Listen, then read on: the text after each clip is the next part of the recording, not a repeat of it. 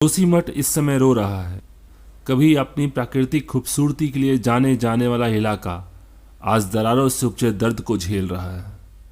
क्या सड़कें और क्या घर, सब फट रहे हैं। लोग यह भी नहीं जान पा रहे हैं कि आखिर हो क्या रहा है।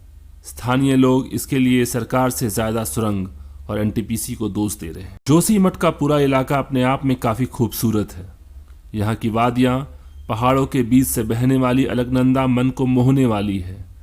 यहाँ रहने वाले लोगों के लिए यह किसी स्वर्ग से कम नहीं, लेकिन नए साल पर जैसे इसे किसी की नज़र लग गई।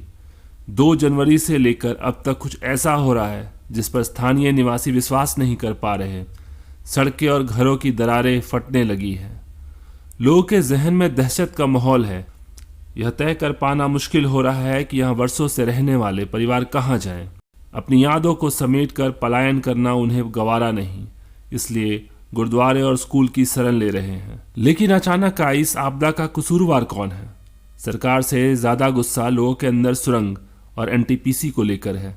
स्थानीय लोगों से बात करने पर हर किसी की जबान पर एनटीपीसी के इस सुरंग का जिक्र एक बार हो ही जाता है। जोशीमठ जिस अलकनंदा और धौली नदी के संगम के बाएं पहाड़ी ढलान पर बसा है, उस संगम को विष्णु प्रयाग कहते हैं। बद्रीनाथ के ऊपर से आ रही अलकनंदा विष्णु प्रयाग में हल्के दाएं कट जाती है।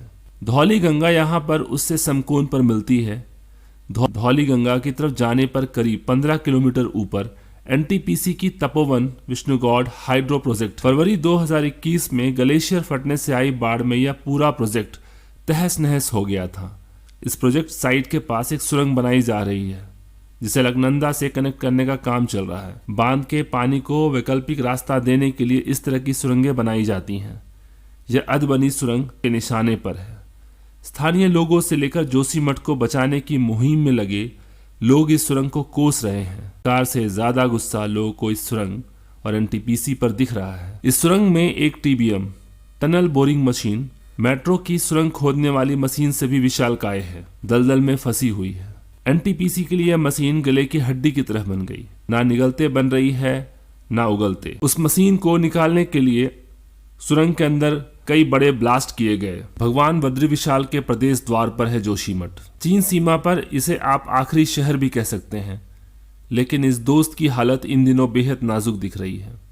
अलकनंदा और धौली की बाएं किनारे पर 30 से 40 डिग्री के ढलान पर बैठे जोशीमठ के बदन पर दरारें दिन ब दिन चौड़ी होती जा रही है। 2 महीने से तो कपा देने वाले लक्षण दिख रहे हैं। सुबह नींद खुलती है तो जिस्म पर एक और दरार दिखती है। यह पहले वाली और गहरी दिखाई देती है। क्या हो गया है जोशीमठ को? क्या भगवान विष्णु के छठे अवतार नरसिंह का साप लग गया है इसे? क्या वो अभिशप्त कथा सच है जिसका जिक्र राहुल सांकृत्यायन ने 1953 के अपनी यात्रा संस्मरण में एक जगह किया था? क्या राजा वासुदेव के कर्मों का फल वह भोग रहा है? केदारनाथ की सनत संहिता की वह भविष्यवाणी सच हो जाएगी क्या, जो कहती है कि नरसिंह की कमजोर होती हुई दाईं भुजा टूटेगी और बद्र विशाल का रास्ता हमेशा के लिए बंद हो जाएगा? क्या यह सुंदर शहर शापित हो गया है? उजड़ना, बसना, डूबना ही इसकी किस्मत में बदा है। जोशीमठ के जिस्म में भून स्वाव का यह कैंसर न जाने कब से पल रहा है, 1000 साल से। जैसा कुछ लिख गए हैं, लेकिन इसका पहला बड़ा लक्षण 1976 के मार्च की हल्की बारिश में दिखा। उसके शरीर पर पड़ी दरार पहली बार सबने देखी, तब दरार में एक पूरा डाक बंगला समा गया था। उसी साल अप्रैल में उसके इलाज के लिए मिश्रा कमेटी बनी। कुछ सख्त परहेज, दवाइयाँ और सिफारिश सुझाई गई, लेकिन इंसानी लालच में कौन परवाह करता है इस गरीब की। उसे कंक्रीट के बोझ से लाद दिया गया।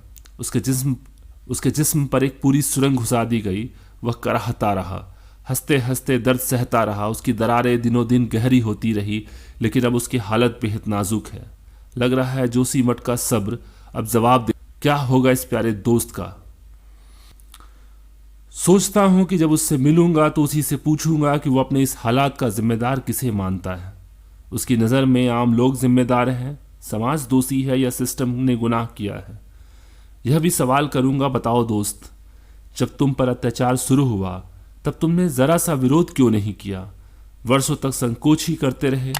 संकेतों में भी तो बता देते कि यह सब तुम्हें अच्छा नहीं लग रहा। खैर, बताया भी होगा तुमने तो कौन सुनने वाला। दुनिया को बिजली से रोशनी देने के लिए कोशिश करने वाला शहर आज खुद अंधेरे में है।